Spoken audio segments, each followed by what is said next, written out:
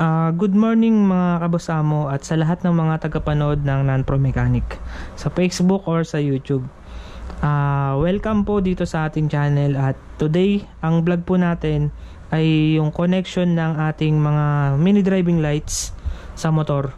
So ito po ay setup number 2. So dito po ay gagamit tayo ng dalawang relay. Okay?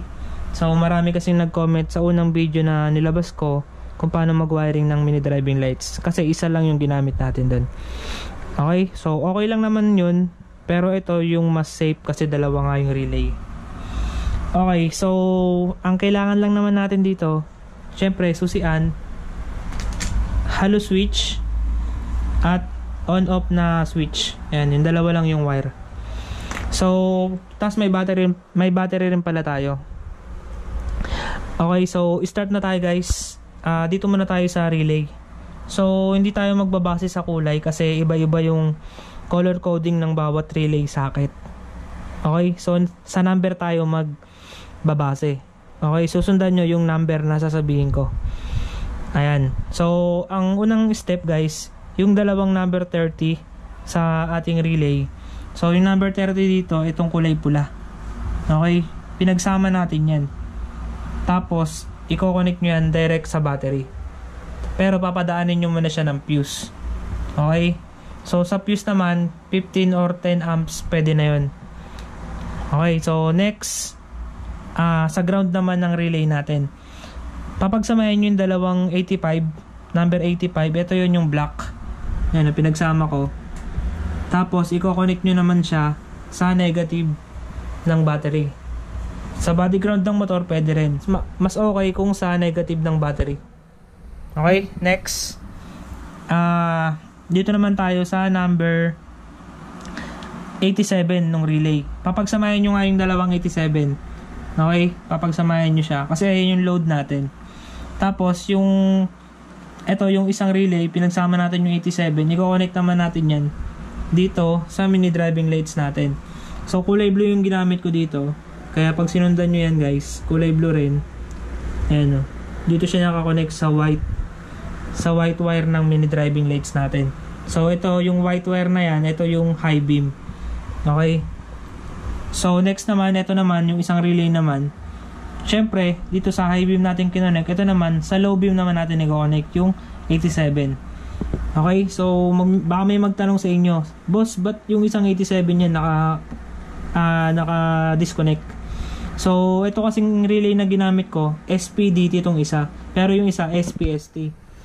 Pero mas maganda kung parehas na SPST. Wala kasi akong available na SPST. Kaya, ito muna ginamit ko yung SPDT. Okay, pag SPDT, yung nasa gitnang 87 or 87A yata yun, yung nandun. Hindi nyo siya i-connect. Okay? Ang i-connect nyo lang yung nandito. Yung number 87. Okay, so yan, sundan nyo. Yan, kulay puti naman yung ginamit ko dito sa isang relay natin para hindi kayo malito. So yung puti naman, kinonect naman natin yan sa mini driving lights. Yan, sa yellow wire. Okay, papagsamahin nyo lang yung dalawang yellow ng mini driving lights. Yan, so ito naman yung magsisilbing low beam natin. Okay, so ganun lang yung connection ng relay natin. Ang hindi na lang natin nako-connect dito guys, yung number 86. So number 86, ito yung trigger naman. Okay, siya yun naman yung mag-signal kung maglo-low beam ka or high beam ka.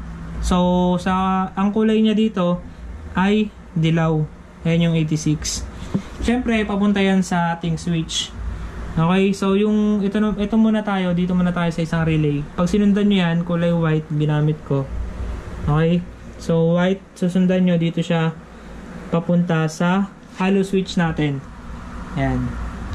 So yung white wire na yan, dito naman siya nakakonect sa blue ng ating halo switch. So yung blue ng halo switch natin, pag tinignan nyo sa loob, ito naman yung NC.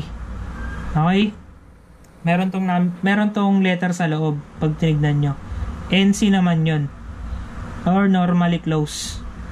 Tapos, yung sa isang relay naman, kulay dilaw, ayan nga yung 86, number 86. Pag sinundan nyo naman, ito blue ginamit ko. Yan, pag sinundan nyo dito yan, blue. Nakakonect naman yan sa white wire ng hollow switch. So, yung white wire na to, ito naman yung NO ng hollow switch natin or normally open. Okay? So, maliwanag Tapos na tayo dito guys. Ito lang naman yung maraming wire. So, ang hindi na lang natin nakakonect dito sa hollow switch natin ay yung kulay dilaw. Ayan, yung kulay dilaw ng hollow switch, ito naman yung common pag sinilip nyo sa loob. So, makikita nyo rin, sinama ko na yung red wire. Pinagsama ko silang dalawa. Kasi yung red wire na to, para lang to sa ilaw. Positive ng ilaw ng hollow switch natin. So, may ilaw kasi to guys. Nakakonect silang dalawa, yung common, tsaka itong red wire, yung positive ng ilaw. Dito naman, sa ating switch. Main switch ang tawag dito, okay? Main switch yan. Dito yung patayan ng ating mini driving lights. Okay? Tapos, yung karugtong niyan, yung isang wire niyan, ayan, diba? Ito yung green, ito yung papunta dito sa hollow switch. Ito naman yung, itong isa, yung white black. Dito naman siya pupunta sa accessories wire, sa susian. Ayan o, susian. Okay? Susian nyo siya i-connect. Tapos, syempre, yung isang wire na susian, ito yun, yung red. Syempre, main yan, positive yan. Nakadirekta yan dito. Ayan o. Nakasama siya dito sa red wire. Kasi sa motor, live wire natin yan, yung red. Okay? Yan yung papuntang direct sa battery. Dumaan din sa fuse. Okay? So, next, yung black wire naman dito sa hollow switch, ito yung negative ng ilaw. Siyempre, kung may positive, may negative yung ilaw natin. I-connect nyo siya sa ground. Ayan o, kulay green yung ginamit ko kasi ground. Yan, papunta siya dito. Yan. Okay? Papunta siya dito sa ground. Magkakasama yung mga ground natin. Yan, syempre papunta sa battery yan. Okay. So, ayos na yung wiring. Okay, so ito naman guys, yung ating mini driving lights, tatlo lang yung wire niya. Papagsama-samahin nyo lang yung magkakakulay. Pagsamahin nyo yung dalawang black, ito yung ground ng mini driving lights. Pagsamahin nyo yung dalawang white, ito yung high beam. Pagsamahin nyo naman yung dalawang yellow, ito yung low beam.